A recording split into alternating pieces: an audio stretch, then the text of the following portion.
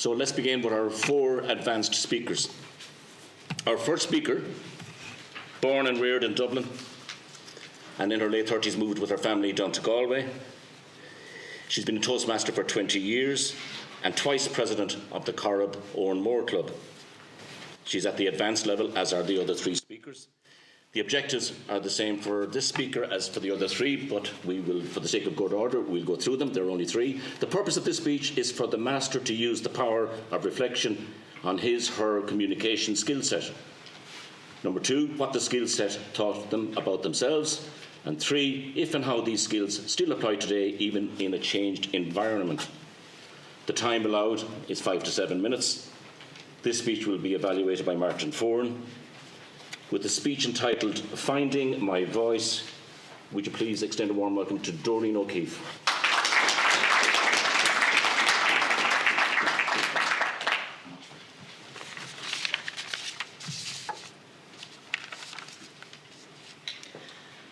Where else would you meet a group of positive people so interested in self-improvement and development?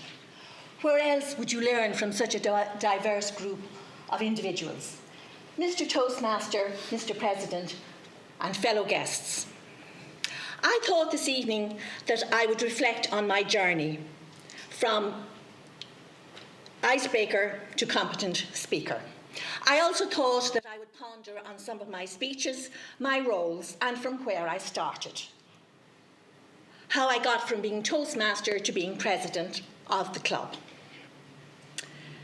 Reserved by nature or nurture, I was not one for putting myself or my feelings forward.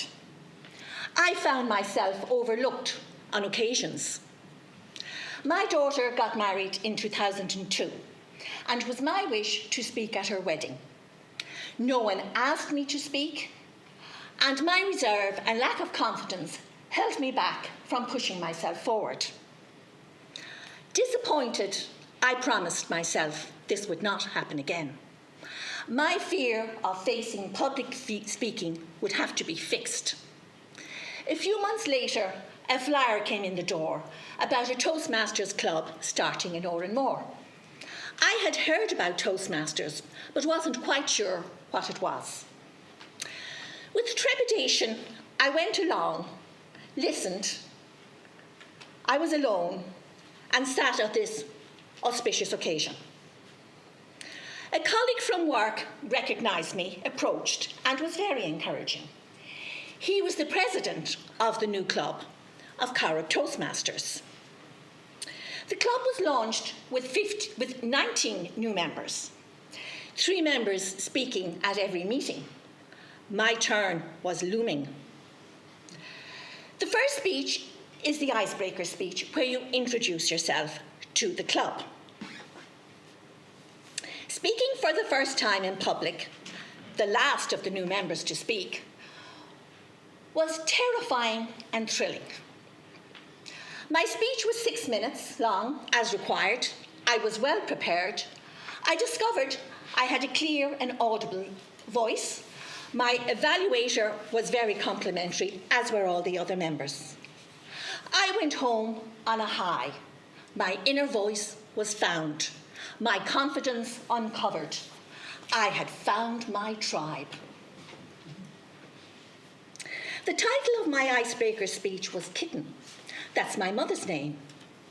She had a very strong personality. Her widowed sister lived with us.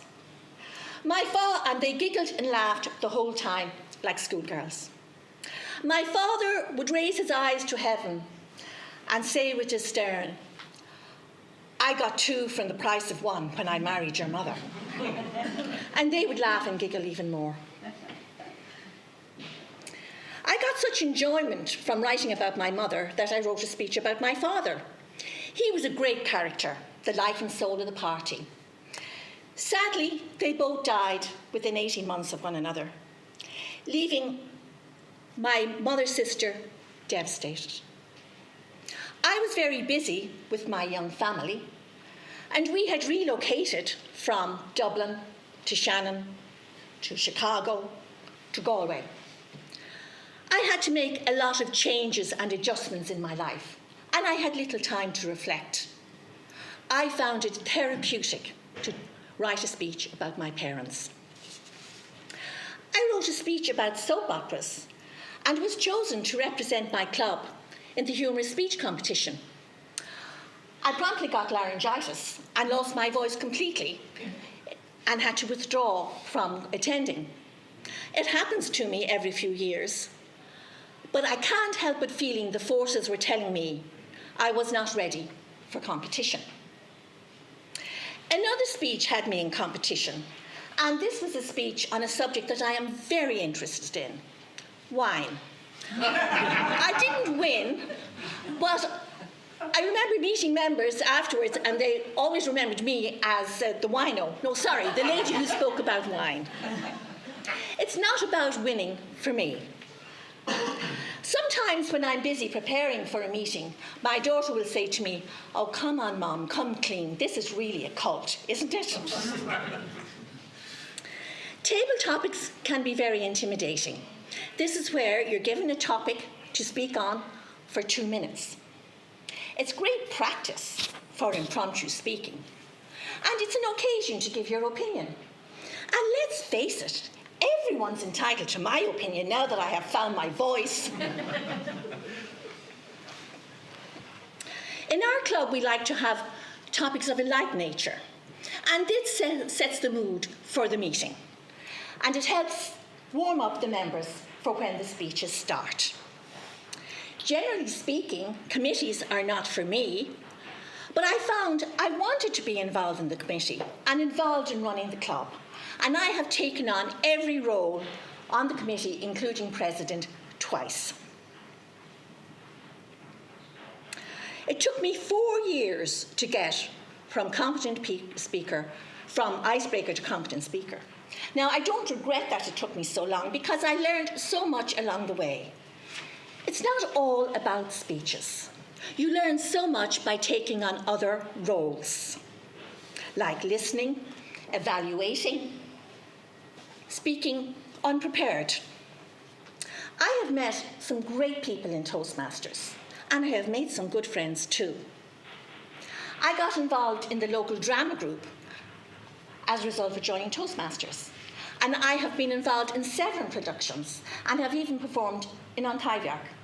Now, that was something I really enjoyed, but I would never have gotten on a stage had it not been for Toastmasters. It mesmerises me sometimes to watch shy members grow to taking on a task that they're asked to do and rising up to the challenge. I have never left a meeting without learning some interesting fact about some amazing subjects. And the subjects that members choose to speak about is thoroughly thought-provoking. And there is no way of knowing what theme the next speech will reveal. I joined Toastmasters a little late in life. I joined it for myself, not for my career.